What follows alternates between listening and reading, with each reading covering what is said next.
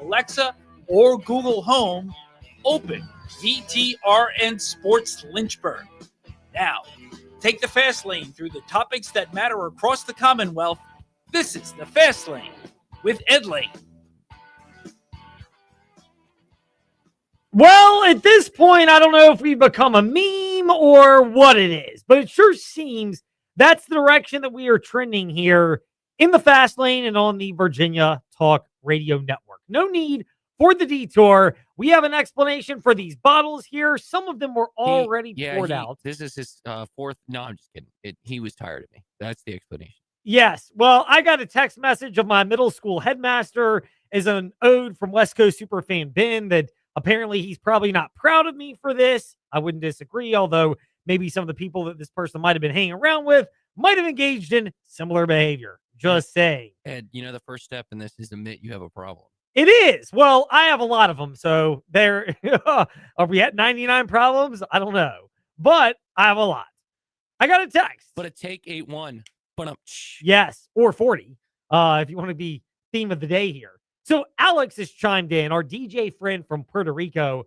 Wasting 2 good 40s in my old hood would be considered blasphemy. By the way, I'm just glad there wasn't a Corona 40 in your hand. Well, I wasn't going to buy that. In fact, there's a whole story to this. First of all, we need the music that's appropriate for this.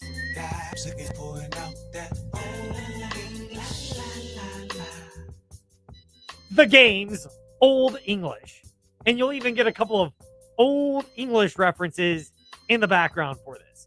So the idea hit me on Friday when the Lynchburg Hillcats became the Hill City Howlers. Like many of us out there, I got the press release and, was curious about it. And it makes sense. So many of these organizations are changing their names all across baseball. And, we've worked well with them. We've had a great relationship here in the Fast Lane to get our usher on, to get our confession on while we were playing the Old English song. So there are people that have come out, and the press release has come out about it. And you get some occasional really well done. But you get a lot of people that just freak out about the concept of a name change. Folks, it's not like somebody passed away. It's not like somebody that's a loved one or a friend is no longer here on this earth, at which point it might prompt you to go, just like I did, to the convenience store at Melrose and Westside in Roanoke and buy a couple of 40-ounce bottles. Wait, timeout. All right. Okay, go ahead. Questions. Out. Everybody's got timeout. Now I have a timeout based off of just your planning of this. Yes. So you bought these in Roanoke today? Correct. Today? No, I bought them in Roanoke on Friday. Okay. And I'm like, I've got to you've do had something. them in your house for multiple days now? Correct. And then you drove to City Stadium and have had them all day today. But I got one better for you. Not in the house.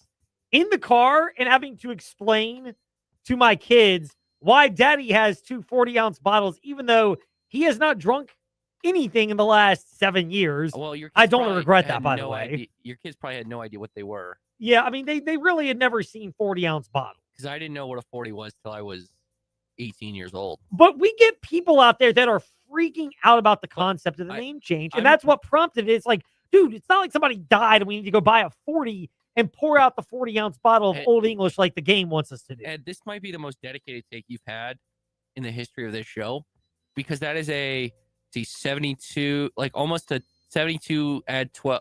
So that's what, 80. It's like an 84-hour worth of take, considering like time you put in, considering how long you've had it. I've had to marinate on this. And by the way, so for beer battered wings or beer battered dogs, I do not recommend using Old English or Colt 45.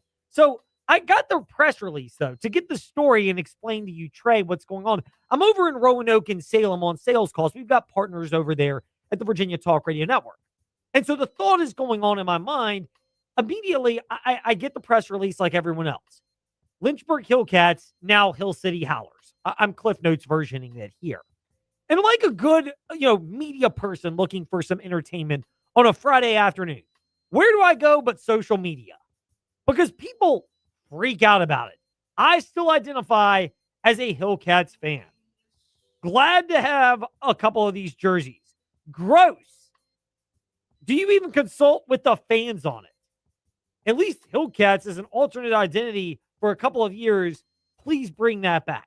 People, and these are comments that are legitimately on social media. Like, they're not mine. They're other people's that you can read on social media pages. So, full disclosure, I had to go there. And then my mind goes into the sick dimension of, okay, what can we do to act appropriately for people that have lost their ever-loving minds about a minor league baseball team making the name change? By the way, if it was the Hill City 40s, that would be even better, but it's not. Did you hear the name change of a certain team in Akron, Ohio? What they changed their name to? I have not. No, what is You it? clearly didn't listen to the morning warm-up this morning. I did not. They changed it to the Akron Cream Donuts, and their logo includes. You would think a circle would be it. No, they made the bat the cream donut, so it's an elongated. Oh, that's not a good image. Elongated cream donut. Yeah, I get where you're going with it. Somebody, here's the thing. We had Jason Prill, Lynchburg Hillcats broadcaster, on with us Monday in the Fast Lane, and we were going over the concept of the rebrand. Like, it's not like somebody just woke up one day and said, you know what?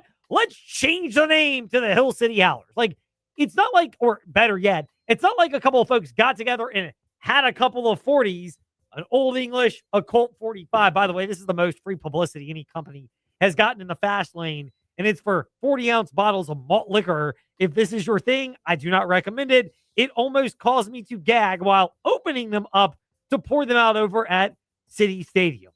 But there are people that have lost their minds about this idea.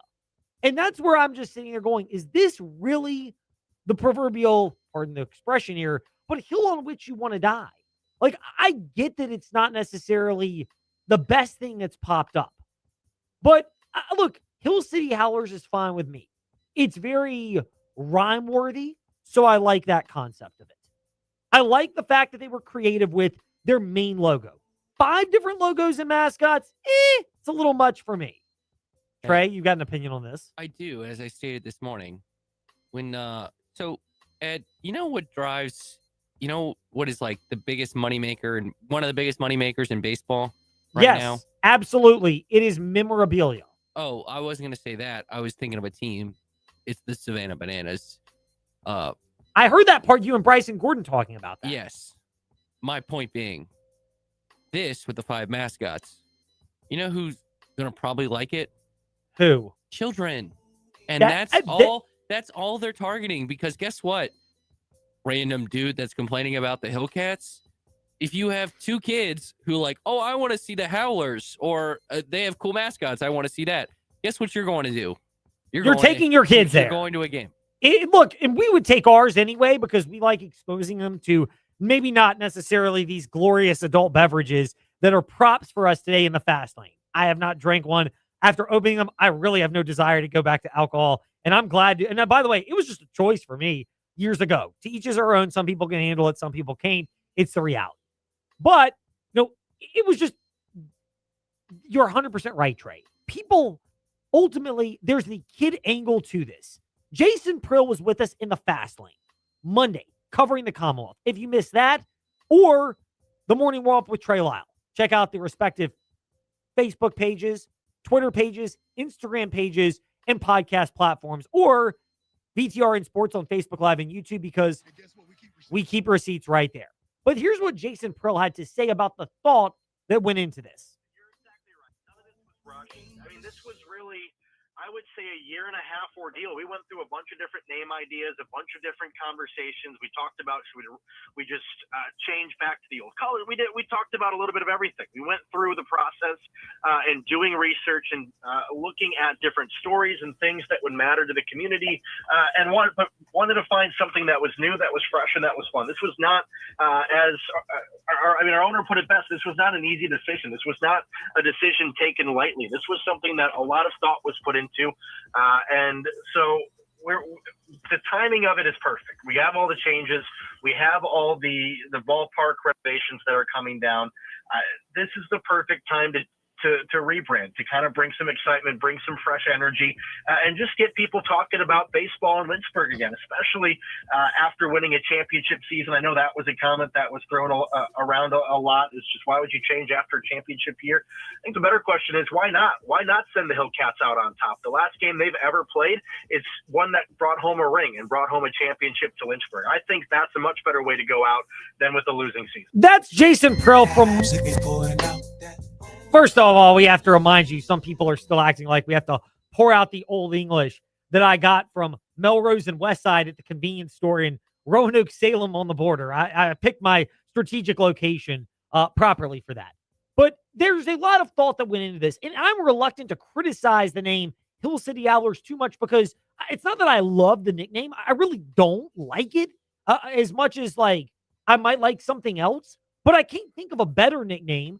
I know the Lynchburg Hillcats have been a name, but there's also the idea of rebranding this to, as Trey's point, it's kids. I respect the fact that a lot of thought went in this. I'm fine with the nickname, Hill City Owlers. I think the mascot's kind of cool. The idea of 5 of them is a little much for me, but again, you're talking about getting parents and kids excited about that. And, you know, when my kids are around at 7.5 years old, kind of target demographic, there's a real point to this. So I respect the thought that went into this. I respect the fact that the Hillcats put a lot of effort into this. And therefore, it's not like I need to sit there and pay my respects to the old nickname by going to the corner of Melrose and Westside, strategically decided in Roanoke, and getting some 40-ounce bottles to pour them out. By the way, I tried to get a grocery store, and they only had Steel Reserve and Miller High Life, and it wasn't good enough. If we're pouring it out, we're at least getting legit malt liquor stuff. And by the way, the last point about this, Trey, is that I, in fact, did gag at the idea of inflation because these things are now $6 cumulatively for these two 40-ounce bottles. And, oh, by the way, what also might have caused me to gag outside of opening them up to pour them out for our Trostall.com Fast Take earlier today is the fact that, well, you know, I'm sitting there. I literally went through my head in the checkout line at the convenience store to get these bottles of malt liquor. And I'm like, you know what? Technically, this is a tax write-off. So, yes, we are tax writing off malt liquor. We've reached a new level today in the fast lane. I was wondering if the convenience person was like, man, this guy looks a little old to do Edward 40 hands. Kids, do not look that up. Yes, well, it is amusing. And, you know, she was very respectful and very nice and understanding of the fact. Ed, I'm just saying. At which point I then proceeded to get into my black with black tinted Chevy Tahoe, glorious car from Apple Chevrolet in Alta Vista, and drove off with these 40-ounce bottles. It was, you know, it was quite epic. I should clearly say that. Meanwhile, speaking of using your funds appropriately, using your energy appropriately, you can save your funds by visiting InsaneRadioDeals.com. You will get deals, much like I got on these adult beverages from the convenience store at Westside and Melrose and Roanoke by going to InsaneRadioDeals.com. Enter the promo code FROZEN at checkout for 32% off the list price of every single item now through March 2nd. 3-2 get 3-2, 32% off the list price of every item. By the way, speaking of 40s and those type of things, yes, we might have the 420 special coming back at some point in the near future, or maybe we'll just have another 40-ounce special beyond that to quench your thirst with savings in the summer. I may have just come up with a new sales idea. Just got to figure out when we want to debut it. Meanwhile, speaking of saving money, somebody better be doing that because it's time for Fast Five at Five-ish. 5-ish minutes on 5 relevant topics done around 5 p.m.-ish. Ish, because our counting skills are kind of ish. Let's start with number 5. well, if you're the Miami Dolphins who are shedding salary, if you're the Pittsburgh Steelers who need to think beyond Aaron Rodgers for this year, if you're the Arizona Cardinals who are looking to pawn Kyler Murray off on the New York Jets, dear God, please let that happen. Jets get a quarterback who had to have language written into his contract that he should not be gaming more than a certain amount of time, now goes to a franchise known for distractions and a lack of leadership. What could possibly go wrong? But if you're any of those franchises, Malik Willis could be your option. Rich Eisen spoke with Ian Rappaport the other day on the Rich Eisen Show, noon to 3 after the morning warm-up, but before the fast lane, right here on VTR and Sports Lynchburg, and had this to say, Ian Rappaport did to Rich Eisen on the market for Malik Willis, which is worth noting. I think Malik Willis is going to have a really, really good market. Like, when he's played, in some tough situations. He has been really impressive. He has. He has been very impressive. I think the most noteworthy thing is the fact that he got to Green Bay on really just a couple of weeks' notice and filled in for Jordan Love a couple of seasons ago and did admirably. And then again, acquitted himself very well at the end of the year, particularly against the Ravens. They couldn't stop Derrick Henry, so it was their downfall in that game. But Malik Willis has performed very well. And he's a guy that's put enough on tape. He's a guy that has matured quite a bit from his time at Auburn, where admittedly he had some growing up to do, to get to Liberty, where he started to grow and flourish, to where he went to Tennessee. And there was a clear lack of vision between Mike Vrabel and Rand Carthon and whoever else was in charge down there in Tennessee. There were a whole host of people, but it wasn't, they didn't clearly have their ducks in a row. And ultimately they traded Malik Willis to Green Bay, and he's performed very well. And I think he will have a robust market. I agree with Ian Rappaport on that. And there could potentially be some suitors for Malik Willis, which is all you need to create a market and is worth getting into in. Trey having his thoughts on that, apparently. Oh, I was going to say Miami is the clear, former Green Bay coach, someone from the Green Bay front office, clearly needing a new starting quarterback. I thought that, and then, if that doesn't materialize in terms of any starting roles, I think a pretty interesting backup role in, Philadelphia with his former quarterback coach makes sense as well. So you brought up a couple of angles. One is the Miami angle. The Rap Sheet noted on Rich Eisen, noon to 3 weekdays, VTR and Sports app and 93.3 FM about Malik Willis. That it's not like it's a done deal, that even though the Dolphins are shedding a lot of salary, cutting Tyreek Hill, Bradley Chubb, and others, there are still hurdles that have to be cleared. So can they find a way to keep him under the cap? I don't know, because they're going to have competition. So, that's one thing that happens this time of year. Okay, so he has a background here. He's obviously going here.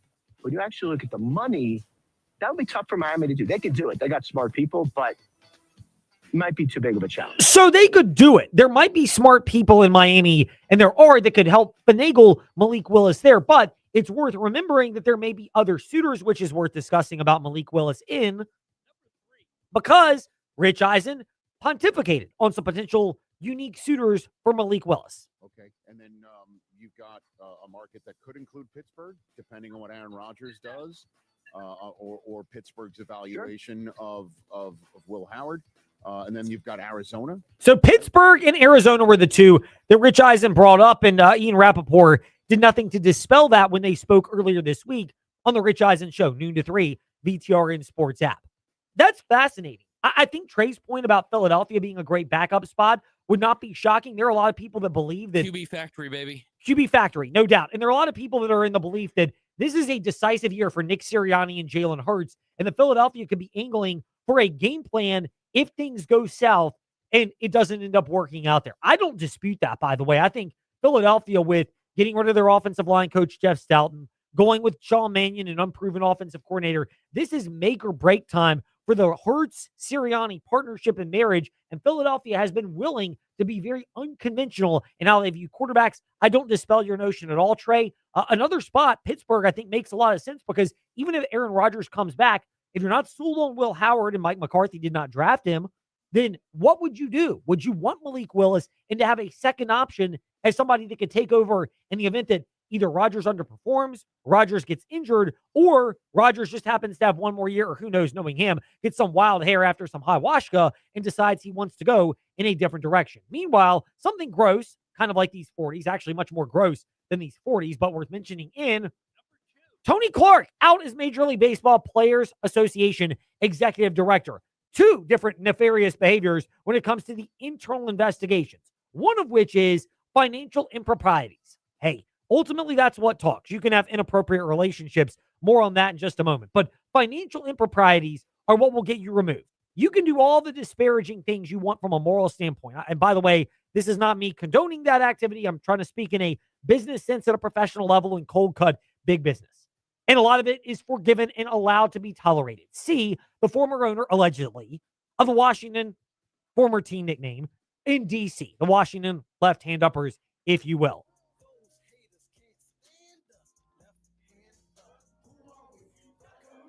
And what ultimately undid Dan Snyder was financial improprieties. But Tony Clark was also reportedly to have had an inappropriate relationship with his sister-in-law, who had been hired by the union, no less, in 2023, which is how this came about and came to be known. I've got an older brother. All I can say is, yuck. I could not imagine ever. My brother and I, when we were in college together, one of our golden rules was, if you've been with him, you ain't getting with me.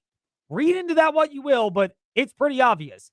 If it had been so much as making out with a girl, it wasn't happening with the other one. My brother and I had some fine, clear lines about this. I could not imagine something like this. All I can say is, ugh, yuck. Tony Clark? Ugh, that is just agonizing. Speaking of agonizing, by the way, but on a different level and much lighter, but still painful. Virginia Tech Hokies. I mean, at this point, are we just chalking it up to it's not your year? You lost to Miami last night in a heartbreaker. They've already lost on the half-court buzzer beater at SMU. Stanford and Wake Forest go in this category. The loss to Florida State this past Saturday seems more magnified, Trey, and I'm sure you'll get into this in our weekly TechSideline.com chat in the morning warm-up tomorrow from 7 to 8 a.m. Is that correct, the day tomorrow? See, with David Cunningham. Yes, twice in 1 week on VTR he's Sports. pulling double duty. He is. Good for him. But that's are you at that point if you're Virginia Tech? We'll ask Randall Childress, who will join us next. Field of 68, an ESPN ACC Network basketball analyst. He called the game last night. He did. He called that game down in South Beach. He's seen the Hokies. He's seen the Who's. He's got more of them in his future, by the way. We don't need to be Miss Cleo. We're bringing out all the nefarious things today in the beginning of the fast lane. But, tarot reader is right at the top. But it's just for Virginia Tech. The only thing I can say is when that outcome happened, Trey, and, Miami gets the benefit of the doubt on a couple of foul calls late, my only reaction is, I mean, as Kurt would say, I should have known this was going to be the outcome all along. Meanwhile, when we return to the fast lane, I mean, is it that case for the Hokies? Randolph Childress will weigh in. Then, 5:45 today, Bob Alvis, Sports Buffet Podcast, looking ahead to the regional basketball matchups and looking back on some accomplishments in the regular season as well. That when we return here in the fast lane. Excuse me, not Bob Alvis today. John Manson from MysterioRed.com. I was going to say, I was giving you a weird face. Yeah, you gave me the weird face. You helped correct me, Trey. Bob Alvis is tomorrow, along with Michael Massey of FrontStretch.com. Short show. John Manson, 5:45 today, but we'll shift on college basketball with Randolph Childress next here in the fast lane.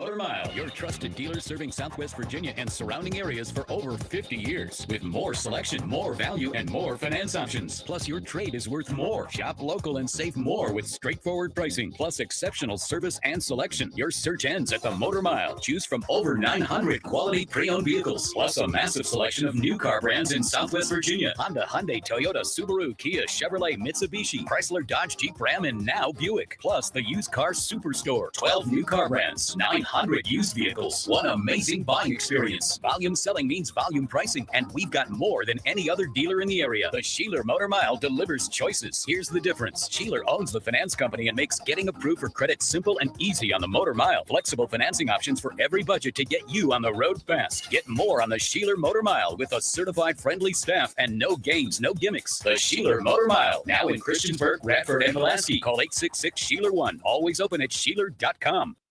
A cool food concept sparks curiosity. What about two concepts at one restaurant? That's even better. Oliver's on Rivermont is Lynchburg's first multi-concept restaurant. Pick items from the traditional Oliver's menu, the 801 Raw Bar menu, or mix and match. And you'll appreciate the consistency of Oliver's new kitchen and serving staff. Two cool concepts in one. Only available at Oliver's on Rivermont. Have you been hit by the winter doldrums? Are you itching for a place with more than a couple hours of daylight? Start your journey to a warm weather escape with us. Scuba classes are forming right now at Aquatrek Adventures. We can have you ready for a warm, relaxing excursion to a sunny tropical destination, including our spring getaway to sunny Florida. Take the first step. Call Aquatrek Adventures on Mill Lane in Salem and visit our website at aquatrekadventures.com to sign up for the certification or your trip.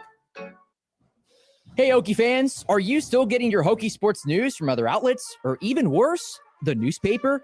Well, you're missing out. Tech Sideline has assembled the largest and most talented team to ever cover Virginia Tech athletics. If you want Hokie sports coverage that is second to none and will make you the smartest fan at the tailgate, subscribe to TechSideline.com for just $12 a month or $120 a year.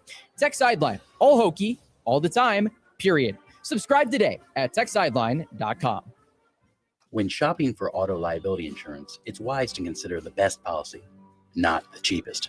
Hi, I'm Randy Trost with Trost Law. It's crucial to have more than the minimum insurance on your auto liability policy. This protects you if you injure someone or if someone without proper insurance hurts you. Having the right policy ensures you have sufficient underinsured coverage to take care of you and your family. To learn more how we can help you navigate these challenges, visit us at trostlaw.com. That's trostlaw.com. Step into the Fast Lane 24/7 at Trey Lyle VT and Fast Lane Ed Lane on Facebook, Twitter, Instagram, YouTube, and wherever you listen to podcasts.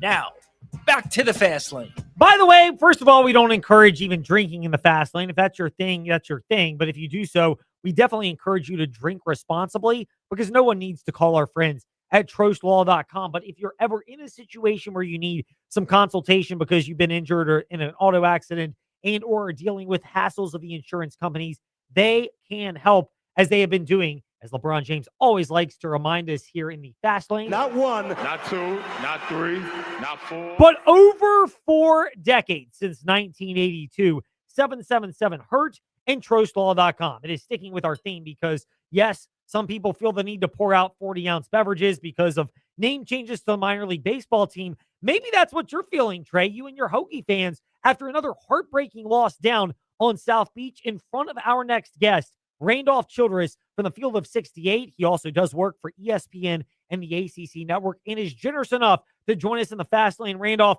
I'm sure you never envisioned that you would be joining the Fast Lane and getting questions about Old English and pouring out 40-ounce bottles in memory of a team season. But are the Hokies at that point?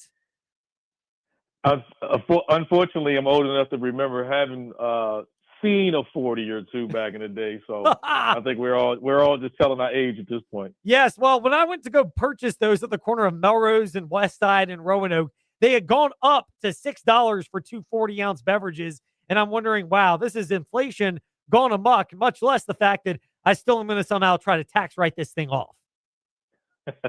I learned even back then. I learned as I got older. I'm like, man, having 40s. I'm like, 40 ounces of anything, water is a lot, let alone a beer or anything else you're drinking. So yes, we survived. Yes, we did. And, I poured it. I did it for a prop today for our trostlaw.com Fast Take at Fast Lane Ed Lane on Facebook, Twitter, Instagram, and just opening them up to pour them out. It was all I could do to get through the 30 seconds without gagging. That's how time has changed me so much. So we are all in that spot. Speaking of Hokie fans, do they need to pour one out? Do they feel like they're going to gag after what once again happened to them? Yet another close loss. Now with the 5th in ACC play for Mike Young's team. Yeah, I thought that was the game yesterday that Mike Young and the Virginia Tech Hokies had to have. They played well enough, just couldn't quite finish the game. And, I said this prior to the game to some of the people that were there. I felt as though I hope Virginia Tech doesn't finish on the bubble. I just hope they had they honestly had won that game and then won another game so they can just be in, because I would hate for their season to boil down to moments like last night. It's okay to lose last night's game, but think about those other 3 losses, the Stanford, the SMU, and the Wake Forest losses, and losing at the buzzer, and what their season very well could come down to what those games look like. Yeah, I mean, you add all 4 of them up, the whole 50-50 proposition.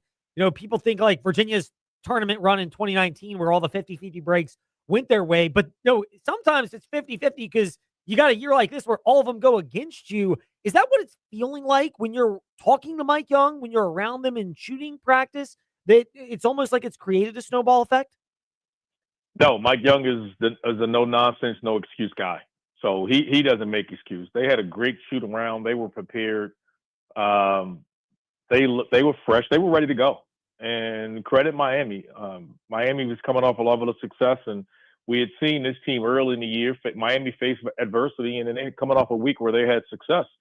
and they answered the bell with success. And we've seen, and so we knew it'd be a really good game. They didn't know, they always didn't make shots, but I mean, when you look at the game, I mean, 20 assists on 28 field goals, only 11 turnovers. Virginia Tech shot 50% from the field and 40 from three. I think, they didn't get to the free throw line enough. I thought they settled a couple of possessions, but they played well enough to win. And it was just Trey Donaldson just put Miami on his back. And he was the best player on the floor, and he needed to be. They did a great job of defending Malik Reneau. I thought Virginia Tech even executed their game plan. It was like, hey, we're not going to allow Malik Reneau to direct this game, and they didn't. But unfortunately for them, they couldn't stop Trey Donaldson. Yeah, I mean, that's where it's come down to for Virginia Tech. Did they see something, Miami? Because when we were and I was at the Florida State game on Saturday, Jaden Schutt was the one that Luke Laux mentioned post-game that, it's kind of a disgusting analogy, but Luke Laux basically said you're kind of picking at the scab. You realize that, he's the weak link and, there's something he's giving off that defensively couldn't be accounted for. And it was a concern against Florida State. Our team's starting to isolate Virginia Tech, realize where their concerns are, and it's really starting to show up, particularly against go-to get-a-bucket scorers. Again, I thought they were solid defensively last night. I mean, you held an opponent to 67 points. You did your job defensively. You just didn't score enough. And again, I think the problem with playing a team like Miami is they're so good on the offensive glass. The timing in which you do turn the basketball over hurts you. The only thing I thought Virginia Tech struggled with last night was getting to the free throw line. There was a couple of times I thought they settled, for 3-point shots and maybe a quick shot here and there, but they played well enough to win it. In a game like that, it's a toss-up, and Miami just had the better player in the right moment, and he was a closer. And I've said this before, Trey Donaldson, I think, is the best closer in this league and one of the best in the country. If I'm playing Miami, he is the guy when it comes late game situations that I feel as though I would have to keep the ball out of his hands. He's shown up time and time again when that team needs it and answers the bell. And, who knows, Saturday at UVA, it could be another situation. We could find ourselves in a similar situation. So we'll get there in just a second. Randolph Childress doing what's called a tease. He does that sometimes on the Field of 68. He obviously knows about that apparently with ESPN and the ACC network as well, because he's doing it for us today here in the Fast Lane. Looking ahead, though, are you worried about the who's looking ahead? It's a road game tonight against Georgia Tech, and you got a big Miami showdown Saturday, and obviously all the hoopla that everyone's going to have with Tony Bennett Court being unveiled. You got to take care of business against Georgia Tech right now. I mean, this league has been so wide open, and you don't want to lose a game like that. I think Virginia Tech is going to be heavily favored. I mean, Virginia is going to be heavily favored to win that game, and you can't get caught peeking ahead. It is a road game, and road games are hard. Throw the records away. Winning on the road is just hard. Virginia's just such a good team, well-coached team, that they're balanced. There's not a lot of weakness in how they play the game, and they're able to play when it's a high-scoring game. They're able to play it, when it's a grinded-out game. So I think that's why they're 22-3, and I do expect them to go into Midtown tonight and come out with a win. That then would set up a real fun game Saturday in Charlottesville against the Miami Hurricanes. What are you looking at when you look ahead to that as two teams that have been pleasant surprises? Miami, particularly with the talent in year one of Jay Lucas, but obviously Virginia gelling as well as most people could reasonably have expected in the year one of Ryan Odom. I don't know. You have to make the assumption. I personally did, obviously knowing Ryan as well as I have and as I do, and Jay Lucas I knew would be a star in this league as well. Both of those guys coming in. You're talking about the hardest vote for the year, I think, coming up this offseason is going to be the ACC Coach of the Year. I think first team it's not as difficult. I think there's 4 guys for sure. You'll have some arguments over the 5th guy, depending on how you choose to vote.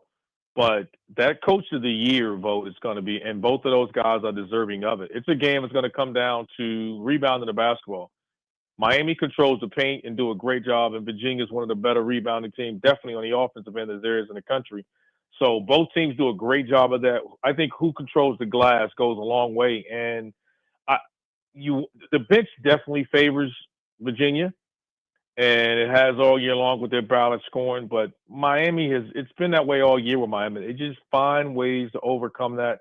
They're not a deep team, but they find ways to just overcome it with controlling the glass and making enough shots. I think the 3-point shooting will be big for both teams. But if I had to say the biggest factor in this game this weekend, it'll be controlling the glass. Like who can control the glass? Because Virginia is obviously exceptional at rebounding the basketball, and Miami does it with so many different guys as well. So who wins the glass, I think, wins the game. You mentioned Virginia and the ability to control the glass to win that. What have you noticed about Virginia? They started off at the beginning of the year like a team that seemed like they wanted to play up tempo, and have done a remarkable job in my non-expertise eyes. Obviously, you played the game All-American caliber and All-ACC caliber level at Wake Forest, Randolph. But am I all based that what may be the most impressive thing is they've evolved in styles and how they can win games as their season has evolved? Well, that's why they're winning the way they're winning, and it's why they're a top 15 team in the country and rising. Because they're going to play. When you get into conference play this late in the year, they're not going to let you play with pace. I mean, you see the team, you see the depth, you see how many guys they play and the pressure, and it's just natural that you counteract that by saying, hey, we don't want to get into a ragtag game. We don't play as many guys. We want to slow it down a little bit. That's natural what happens in conference. You're going to execute a little bit better. They're just able to win and play games consistently in that. And, the last couple of games have been in the 70s. So they've shown that they're able to switch it up a little bit, and even winning that game on the road at Florida State in 61-60, and more importantly, the close games, those one-possession games, those overtime games. Like they've just been able to find ways to win. Earlier in the year, you want to you play up tempo. They're just dominating teams. That's non-conference. That's opening up. That's Rider. That's Central. That's Hampton. That's Marshall. You're in that, you're in up-paced game. That's Queens. But now when you start getting into the conference play in high major, those numbers are going to drop. I had Virginia early in the year against Dayton, and they won 86-73. They're scoring a little bit less than that. I mean, when I go back and look at my notes, they were averaging about 87 points at that time. And now they're still up. They're still in the 80s. They're down to 81 points a game. So they're still right there. But again, I think the most impressive thing about UVA is they're better defensively than people give them credit for. I think they have the rim protection that keeps them in games, that allows the guards to be a little bit aggressive on the perimeter. And they're not relying upon one guy to carry them offensively. It's just share the basketball. The open guy gets the ball, and they stay healthy in the depth. If they come into the postseason healthy, then look out. I think the Wahoos can make some noise. Randolph Childress from the Field of 68 Podcast Network and ACC Network and ESPN is with us in the fast lane. We'd be remiss, of course, if we didn't ask you about Tony Bennett and his impact and the court being named after him. He's as quiet of an individual in terms of not wanting to outwardly seek attention, but somebody who has seen his entire time at Virginia from an analyst perspective and had a front row view to how he operates. What is your assessment of Virginia somehow coercing Tony Bennett to agree to this? I think you get time, you get away, you get to you get to sit back and just think about what you've accomplished too. I mean, Tony is just what he's accomplished in Charlottesville. I think it's home for him now. Though you run away from the game and you're quiet, I think this is a tremendous honor here. Like they're naming a court after you, and he's just so deserving of that. He's a Hall of Fame coach. What he's done in that league, Virginia under his watch was the premier program, and that is included with Coach K during his time with Coach K and Roy Williams being there for a lot of those years. So he proved quickly how great of a coach he was, and obviously bringing Virginia a national championship as well. So tremendous honor. He has to be a part of that. I'm actually just honored to be on the call to witness that. I've gotten to know Tony over the years as a coach, competing against his teams, one of the best defensive minds, and just determined guys of what it takes to win. And I would say just not being afraid of coming in their conference with a style and sticking to that, when others were, so far against it and trying to play a different up-tempo pace, and people didn't always like it. And it is different from Ryan's. It's definitely different from Ryan's, approach to the game, but it was as effective as anybody in college basketball. He's so deserving of this award. So I look forward to seeing Tony and his family and them unveiling the court in his name. We look forward to the call this weekend, although I've got to get my usher on for a brief second in the fast lane.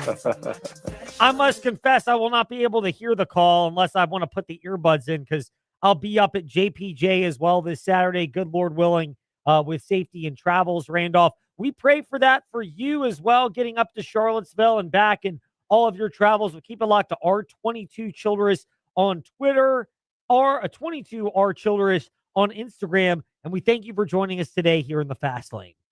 I appreciate you having me. Our pleasure. Randolph Childress with us here in the Fast Lane. Didn't quite get a time to ask him about the Liberty Flames, but that's because we will do that with our next guest, John Manson from AseaofRed.com.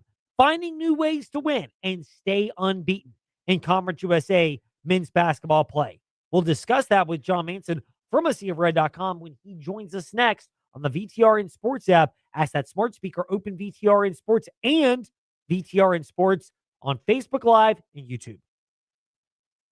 Chevrolet is now Apple Chevrolet. While the name's changed, we're still the same trusted Fellers team. Same management, same knowledgeable parts and service, same techs, same professional sales staff. With over 200 years of collective experience, we'll continue growing stronger alongside our community. From the newest Chevrolets to top quality pre-owned vehicles, Apple Chevrolet delivers the same unmatched customer service. Visit us at driveapple.com. Apple Chevrolet of Alta Vista, powered by the community we serve. Looking for the perfect start to your day or an afternoon pick-me-up? Swing by Buttercup and Friends Cafe, your friendly Boonesboro Road food truck. From craft lattes with house-made simple syrups to sweet treats and comforting bites, there's something for you. It's the perfect spot to grab something delicious and bring a friend, your appetite, and come see why people are coming back to Buttercup and Friends Cafe, 6103 Boonesboro Road, across from the BP gas station in Lynchburg. Open 7:30 to 3:30 Monday through Saturday. At the Farmers Bank of Appomattox, we believe personal banking should be as rooted in the community as you are. Whether managing your business banking, saving for your family's dream home, or juggling daily expenses with our mobile app, we offer tailored solutions with a local touch. Experience the security of a bank that knows your name and the convenience of modern technology. Visit us today to grow your financial future right here at home. The Farmers Bank of Appomattox, your community, your bank, your future. What do high-performing athletes have in common? They don't just train their bodies, they train their minds. The best competitors have a strong mental support system that keeps them focused, confident, and at the top of their game. Want that same support in your own life? Central Virginia Counseling can help. No matter what life throws your way, our team is here for you with 2 Lynchburg locations on Wigington Road and Timberlake Road, and telehealth available anywhere in Virginia. Take the first step today. Visit centralvirginiacounseling.com.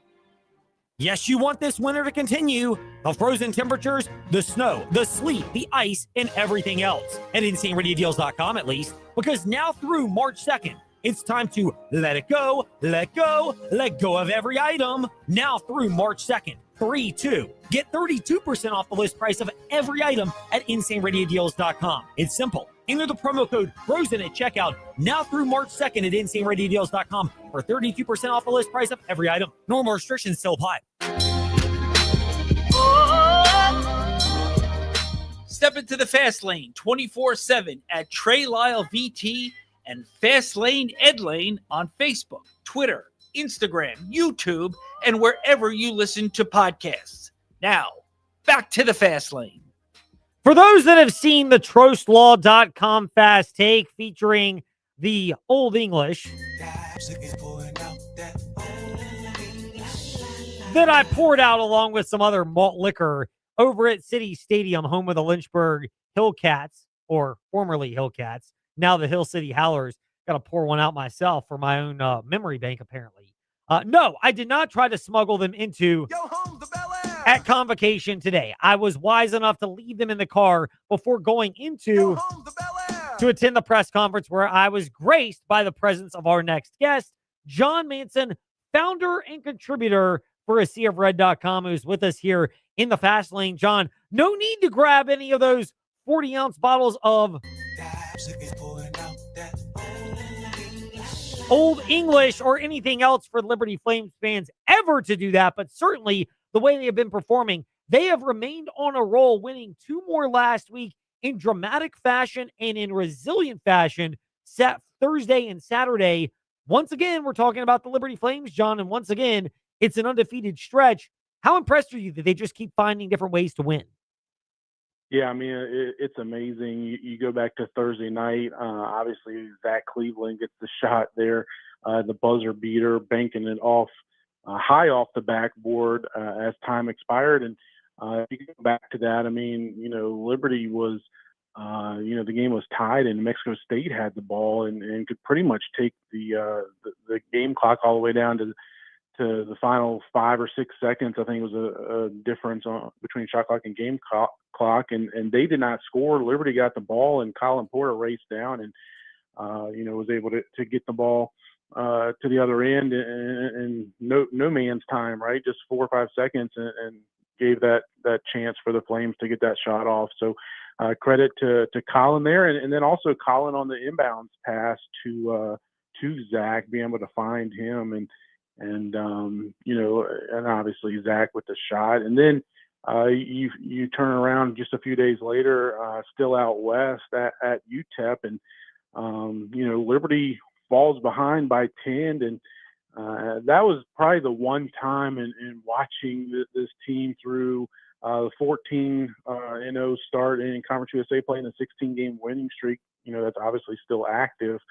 That I kind of felt like, I'm not sure they're going to be able to pull this one out, because everything was going UTEP's way. The Miners were making shots and getting stops on the other end, and Liberty couldn't buy a bucket, and even had some good looks and couldn't knock them down. And you think, well, this run's got to end at some point in time, and it looked like it was going to be that. But then you blink a couple times, and Liberty goes on a 13-0 run, and all of a sudden they got the lead going into the halftime break, and you got to feel like that kind of took a lot of the momentum away from UTEP.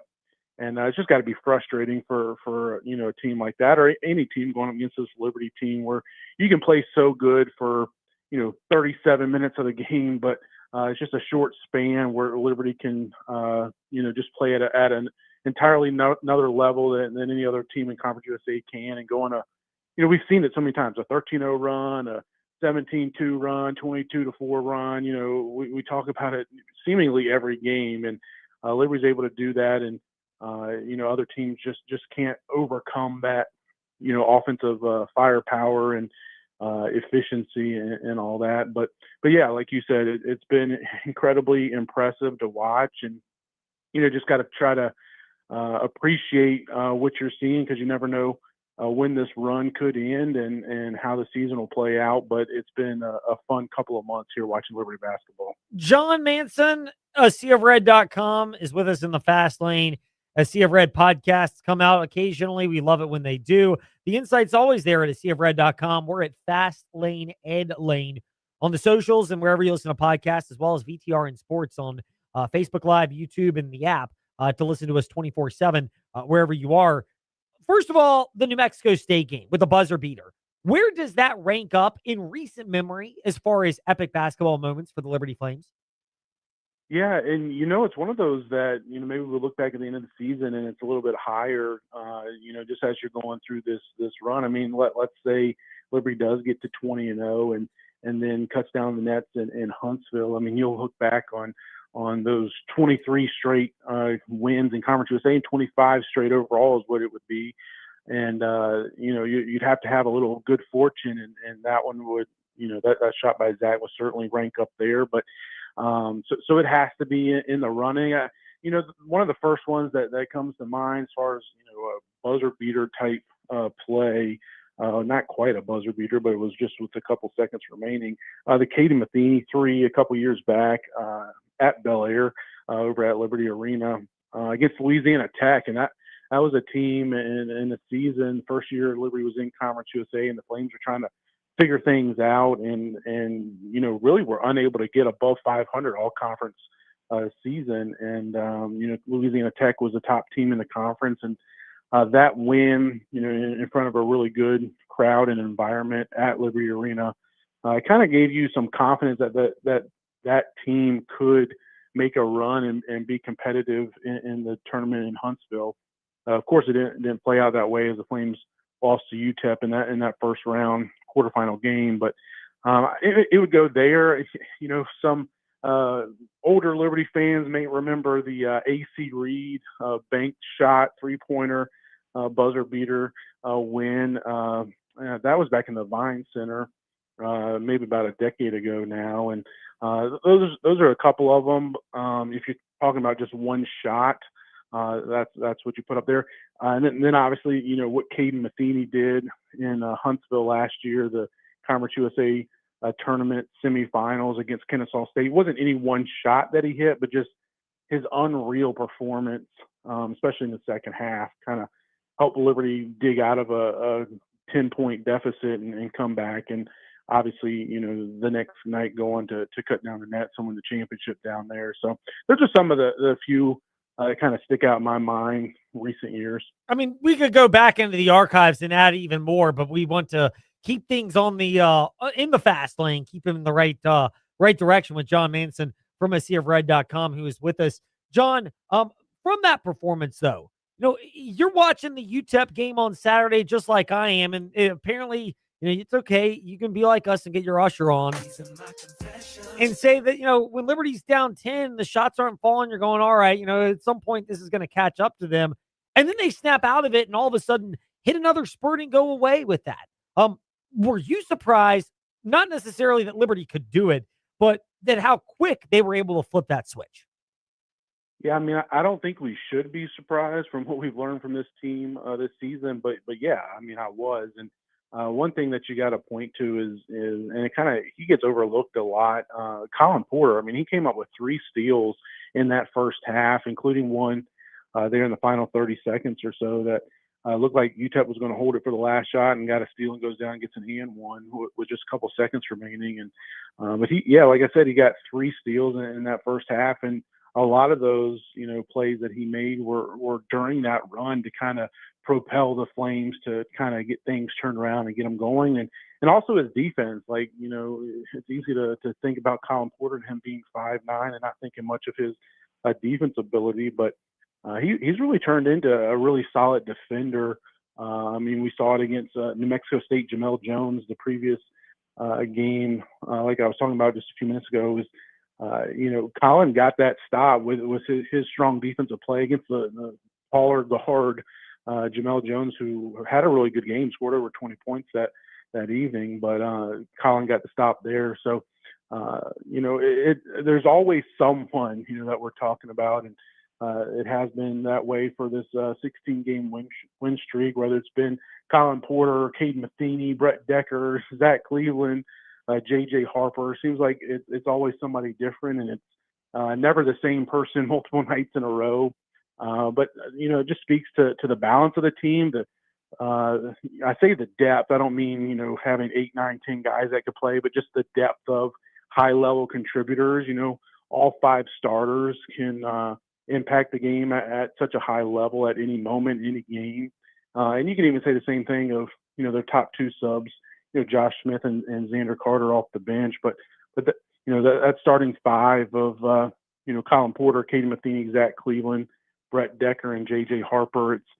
It's just so difficult for opposing teams to match up against them and to keep them in check for an entire 40-minute game. Yeah, I mean, it really is for Liberty. And you referenced Colin Porter, the steal at the end of Missouri State where, he stole the ball and he only made one of the free throws, but all of a sudden it made it from a 2 to 3 point game, which was big in the grand scheme of things.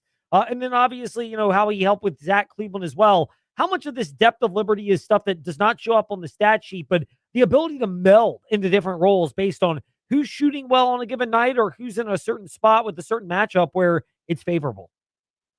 Oh yeah, I mean, it's so many things that you could point to, and I think about like a J.J. Harper, and I mean, he's a guy who 6'5".